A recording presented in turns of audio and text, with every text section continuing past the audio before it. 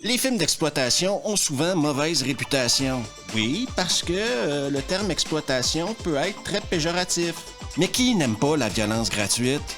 Qui n'aime pas les zombies, les cannibales, les ninjas, les samouraïs, les moines, une île secrète, mystérieuse? Et surtout, qui n'aime pas la nudité gratuite? Aujourd'hui, à Vendredi Nanor de 1982, un film à 3 titres. Raw Force, Special Force, Kung Fu Island. On va y aller avec Raw Force aujourd'hui. Et ça commence maintenant.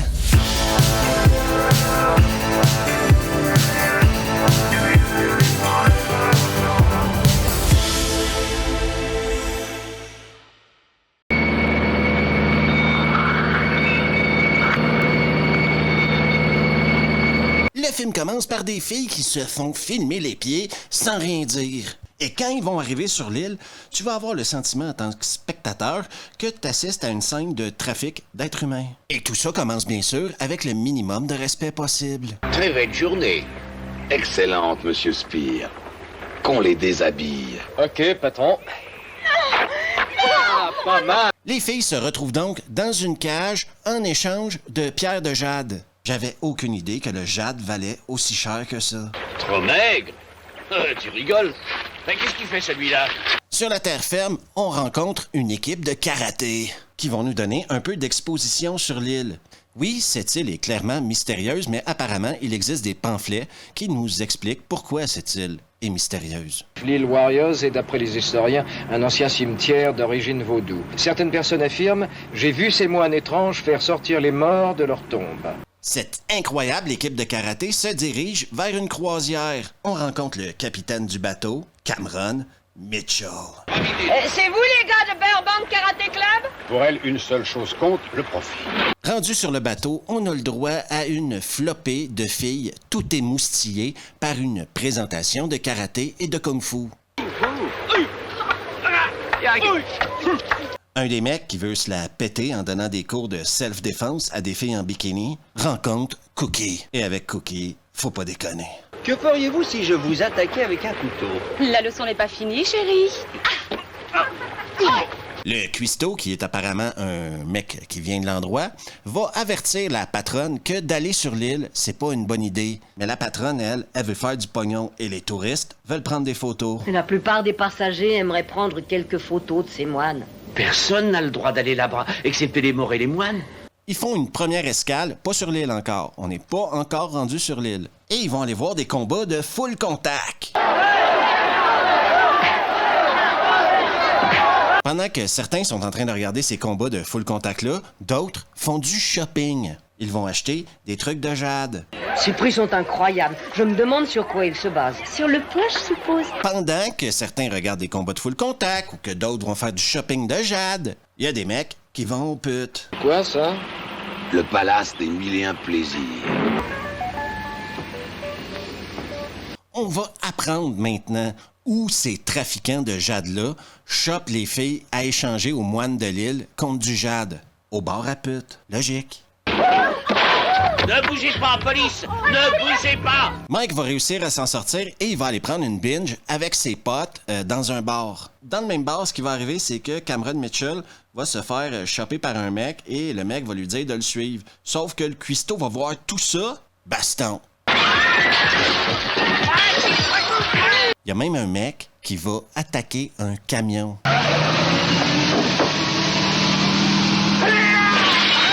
Sur le bateau, Mike, il est tout content, il est fier de lui et il commence à se la péter parce qu'il veut se taper la petite blonde qui est mariée avec le mec avec qui il est allé au pute plus tôt. Le soir, j'enseigne le karaté dans un sporting club de banlieue. Et durant la journée? Je suis expert comptable.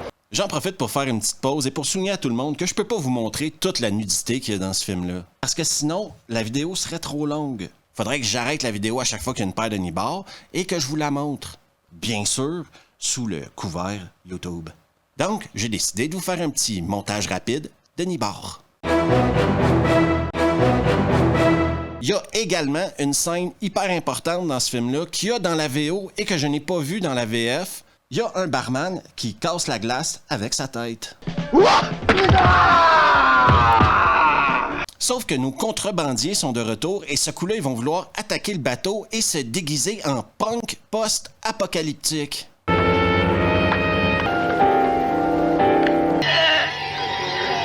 Sur le bateau, carnage. Johnny, nom de Dieu! Par chance, il y a Mike et le cuistot.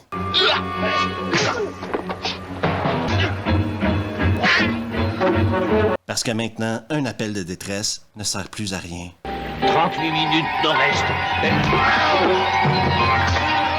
Salut toi qui vis sa vie de nanar en nanar. N'oublie pas qu'aujourd'hui est une journée spéciale. Oui, il s'agit de la journée internationale de l'appréciation du nibar. Alors, regarde bien les nibars qui partagent ta vie. Regarde ta douce dans les yeux et n'oublie surtout pas de la saluer en lui disant « Merci ». Tu peux également t'abonner juste ici, laisser un pouce bleu, activer les notifs et partager la vidéo avec tes potes. On retourne à Raw Force. Une femme sur le point de se faire violer par un nazi moustachu va être sauvée par un autre moustachu qui, celui-là, porte une tuque. Oui, une tuque en plein été aux Philippines. Ça, c'est malin. Le combat entre les deux va durer entre 3 et 5 minutes.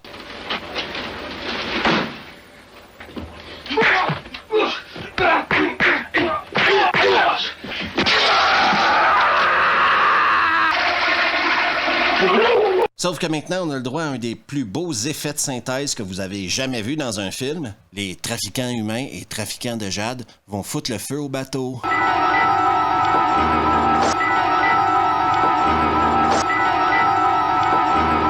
Ils doivent maintenant évacuer le bateau et avouer que vous y croyez à 100% qu'il y a le feu sur le bateau présentement.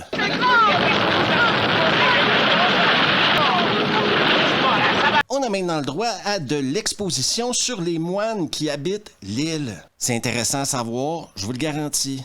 De la nourriture. Tu es sérieux?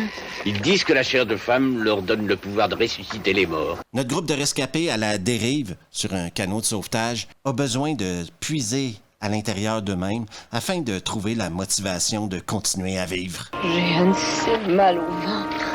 Je sais ce que c'est. Mais la destinée, et le courant bien sûr, va les mener à l'île. C'est la Terre!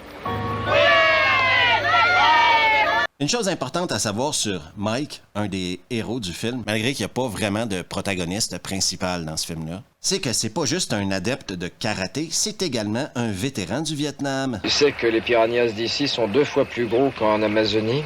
À la guerre, j'ai vu un Viet se faire dévorer. Le lendemain, ils se baladent sur l'île à la recherche de je ne sais pas quoi, et ils vont tomber sur le cimetière. Dans le cimetière, embuscade! Et vous y verrez le pire tir de bazooka que vous avez jamais vu de votre vie. Sincèrement, ils étaient tous là, tous dans le même groupe. Le mec avait juste à viser comme il faut, il les aurait tous tués. Il s'agit ici d'une guerre tactique et sanglante.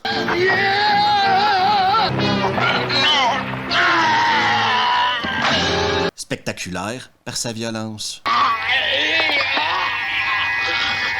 Et Mike, lui, de son côté, parce que non seulement c'est un vétéran du Vietnam, non seulement c'est un karatéka incroyable, mais c'est également un mec qui est super intelligent, OK? Donc, il commence à connecter les trucs dans sa tête. Le gros avec le bazooka, il était dans le bordel l'autre jour. Il a regardé la brochure et nous a déconseillé de venir ici. Jusqu'à ce que les moines se pointent. Bienvenue, mes amis. Les moines vont les amener à leur base et leur faire une offre. Comme ils n'ont pas été très impressionnés par leur performance contre les trafiquants, ils aimeraient voir ce groupe-là affronter leur champion à eux. Et qu'est-ce que nous devons faire? Lutter avec nos champions.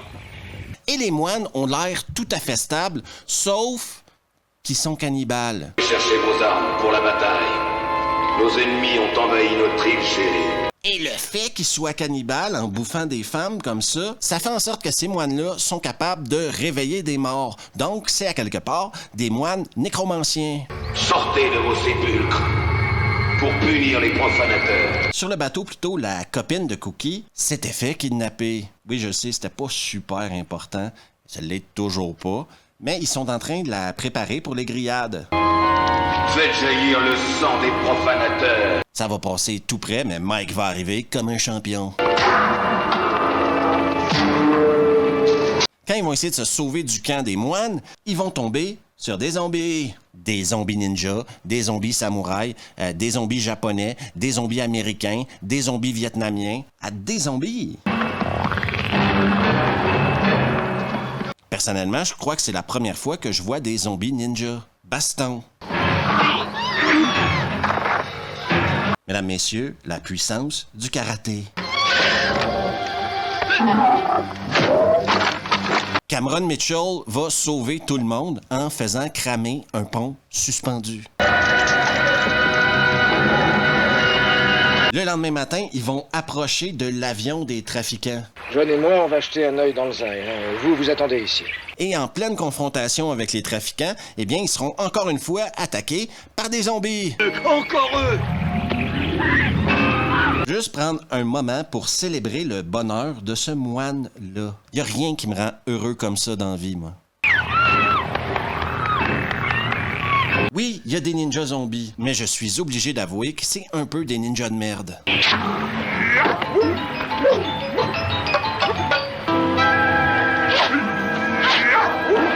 Mike, il est tellement fort, OK, qu'il va couper la tête d'un mec. Sauf qu'en coupant la tête du mec, il est tellement allé avec la puissance du karaté que l'épée a pété.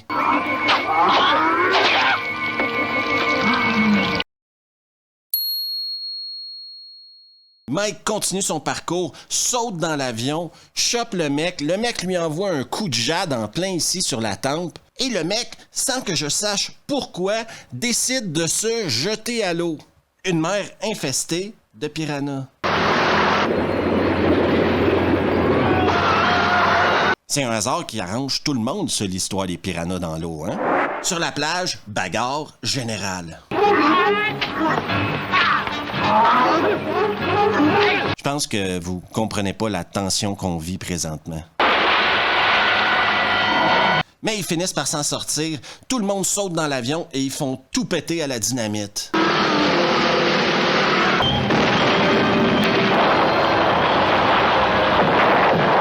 Et c'est la fin de Raw Force. Allez, O'Malley, décolle, nom de Dieu, décolle! Il y a un truc qui me fait toujours rire quand je vois des gens essayer de démolir les films d'exploitation. C'est qu'ils prennent un truc qui date des années 70 ou 80 et l'analysent avec les valeurs d'aujourd'hui. Donc c'est sûr que si tu compares ce genre de film-là à ce qui se fait aujourd'hui, qui est fait pour être inclusif, égalitaire, etc., etc., c'est certain que si tu compares ça à ce qui se faisait à l'époque, ça va t'énerver. Et Dieu sait que ça prend pas grand-chose pour énerver les gens aujourd'hui. Utiliser ce genre de raisonnement-là pour parler des films d'exploitation, c'est un peu de la paresse intellectuelle, de l'hypocrisie morale. C'est pour ça que moi, j'ai toujours comparé ces films-là aux films muets. C'est des films de leur époque. De la même manière qu'aujourd'hui, un film de super-héros, ça rapporte du pognon, donc on fait plein de films de super-héros. On est dans une phase film de super-héros. Il y a eu des films muets, il y a eu des films d'auteurs, il y a eu des films de gangsters et il y a des films d'exploitation. Et oui, il y a des sous-genres dans les films d'exploitation qui sont peut-être plus difficiles à digérer que d'autres, qui sont pas faits pour tout le monde. Mais dans le cas qui nous occupe aujourd'hui avec Raw Force, c'est juste un bon petit divertissement presque familial. Qui d'autre vous offre des zombies ninjas, samouraïs, des moines cannibales? Personne! Personne vous offre ce genre de divertissement-là aujourd'hui. Et Dieu sait que si tu me mets des ninjas et que t'en fais des zombies en plus, eh bien je serai le premier à me lancer dans cette aventure. Oui, il y a de la nudité gratuite. Est-ce qu'il y a trop de nudité gratuite, vous poserez-vous comme question peut-être en regardant ce film-là? La seule personne qui peut répondre à ça, c'est vous. Qui sommes-nous pour juger de la vision d'un réalisateur? Oui, je sais, j'utilise le terme réalisateur avec énormément de laxisme ici. Peut-être que oui, il y a plus de nibards qu'il y a de sang dans le film. Mais peut-être que le réalisateur veut démontrer quelque chose avec ça. Que d'un côté de la médaille, t'as la violence et de l'autre, t'as l'amour. Et si ça, c'est pas de la poésie? Et si ça, c'est pas une manière de raconter une histoire à un spectateur? Eh bien, laissons l'art nous toucher. Bien sûr, les fans de Nanar doivent sauter à pieds joints sur Raw Force. Déjà, il y a Cameron Mitchell qui offre une de ses plus belles performances. Vous avez vu tout ce qu'il y a dans ce film-là? Ça mérite votre attention quand même. Il y a des différences de montage entre la VO et la VF. Alors, si vous voulez la version longue, elle est uniquement en VO. Mais grâce à Cyborg Kickboxer, que je remercie encore une fois, vous avez un lien pour la VF de ce film dans la description. Merci à tout le monde d'avoir pris le temps de regarder la vidéo. Et si vous n'êtes pas abonné, vous pouvez le faire juste ici. Laissez un pouce bleu, activez les notifs et partagez la vidéo avec vos potes. On se revoit la prochaine fois.